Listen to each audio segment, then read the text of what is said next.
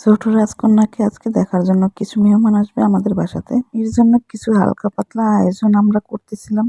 আসসালামু আলাইকুম, কি অবস্থা সবার, কেমন আছেন? আই হোপ সবাই অনেক বেশি ভালো আছেন।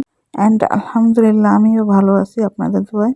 যাই হোক, এখানে মেহমানদের জন্য হালকা পাতলা কিছু আয়োজন আমরা করতেছিলাম। বড় রাজকন্যা তো তার রুমটা সুন্দরভাবে গুছিয়ে নিচ্ছে, কারণ অনেকদিন হসপিটালে থাকার কারণে আমাদের ঘরগুলো সব এলোমেলো হয়ে গেছিল। আসলে আমার শাশুড়ি আম্মু তো অনেক অসুস্থ, তাই হসপিটালে রান্না বাড়া যত যা সবকিছুই তো তাকে করতে হয়েছিল।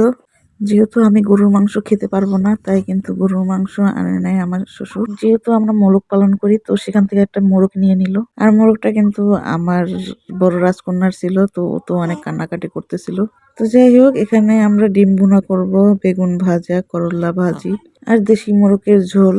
তো এগুলো নিয়ে থাকবে আজকে আমাদের মেহমানদের আয়োজনে। তো আমি তো এখন একটু একটু সুস্থ হয়েছি, তো আমি এগুলো কেটে নিচ্ছিলাম। অনেকদিন আমার সেবা যত্ন করছে বড় আন্টি, তো বড় আন্টি হঠাৎ করে অসুস্থ হয়ে পড়ছে। তো বললাম যে বড় আন্টি আপনি একটু বসেন, আমি বসে বসে এগুলো কাটতে পারবো, সমস্যা নাই। আর আম্মু রান্নাটা করবে, তো একার দ্বারা তো আর সব কাজ করা সম্ভব না। আর আমি সুস্থ থাকলে আমার কাজ করতেই ভালো লাগে, আমার কেন জানি বসে থাকতে একদম ভালো লাগে না। আসলে কাজের ভিতরে থাকলে শরীর স্বাস্থ্য সবই ভালো থাকে। আর আম্মু কিন্তু করলা ভাজি করলে অনেক তিতা লাগে, তাই আব্বু বলতেছিল যে আমাকে ভাজি করার জন্য। তো বললাম যে আচ্ছা ঠিক আছে, আমি বসিয়ে দেব। তো করলাগুলো আমি ভালোভাবে কুচিয়ে নিলাম। আর সকালে তো নাস্তা খেয়েছি। সকালের নাস্তাটা কিন্তু আন্টি বানিয়েছিল, আর আম্মু আমাকে দিয়ে তো কোনো কাজ করাতেই চায় না, তো আমি ইচ্ছে করেই এইসব কাজ করি। তো বড় আন্টি কিন্তু আসলে অনেক রাগারাগি করে। আম্মু রাগারাগি করে, বলে যে সুস্থ হলে তো করতেই পারবা, তো এখন না করলে কি হবে। আসলে আমি কিন্তু সুস্থই হয়ে গেছি, আলহামদুলিল্লাহ আলহামদুলিল্লাহ। সবার দোয়ায় আসলে তাড়াতাড়ি আমি সুস্থ হয়ে গেছি। আসলে সিজাকশনের ব্যথা তো থাকবেই, কারণ যত হাঁটাহাঁটি করব, যত কাজ করব, তত তাড়াতাড়ি নাকি আমি রিকভার করব। এটা আসলে ডাক্তারের কথা, তো আমাকে বলছে যে তাড়াতাড়ি সুস্থ হতে গেলে তাড়াতাড়ি হাঁটতে হবে, বেশি বেশি করে শুয়ে থাকা যাবে না। আমি একটু শক্তপোদের মানুষ, কারণ আমি অল্পতেই কোনো সময় ভেঙে পড়ি না। আমি আসলে চেষ্টা করি সব সময় শক্ত হয়ে চলাফেরা করার জন্য। অল্পতে আমাকে কেউ কাবু করতে পারে না। সবই আল্লাহর ইচ্ছা। আল্লাহ আমাকে অনেক ধৈর্য দিছে, আলহামদুলিল্লাহ।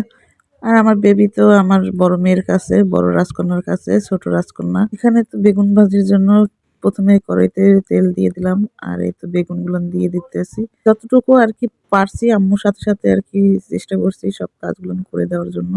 এরপর তো আম্মু বসে গেল, আর আমার ছোট রাজকন্যা একটু কান্না করতেছিল, কারণ ওর ক্ষুধা পেয়েছে অনেকক্ষণ ধরে, ও একটু খেলা করতেছিল। এরপর তো আমি শুধু এটা বসিয়ে দিয়ে আমি চলে গেছি করলা ভাজি।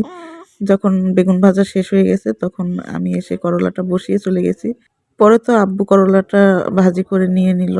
আসলে আমার আব্বু অনেক কাজ করে আমাদের সাথে সাথে। আমার বড় রাজকন্যার এই যে মোরগটা অনেক কান্নাকাটি করার পরে ও আবার এই যে মেখে নিচ্ছে, বলতেছে আমার মোরগ আমি মাখামাখি করব। ওই রান্না করতেছিল এই মোরগের মাংসটা, আসলে কিন্তু অনেক মজা হয়েছে। তো বলে বলে দিতেছিলাম যে কি কি দেওয়া লাগবে, তো সবকিছু দিয়ে দিলাম। আর এই তো ছোট ছোট হাত দিয়ে মাখিয়ে নিচ্ছে, আলহামদুলিল্লাহ। খাবারগুলো কিন্তু অনেক বেশি মজা হয়েছিল। আর এই তো পোলাও ভাতটা আমার শাশুড়ি আম্মু রান্না করছে। আর এই তো ডিম ভুনা, এই তো মেহমান চলে আসছে, সবাই একসাথে মিলে খাওয়া দাওয়া করে নিলাম। তো সবাই অনেক বেশি ভালো থাকবেন আর আমাদের জন্য দোয়া করবেন। আল্লাহ হাফেজ।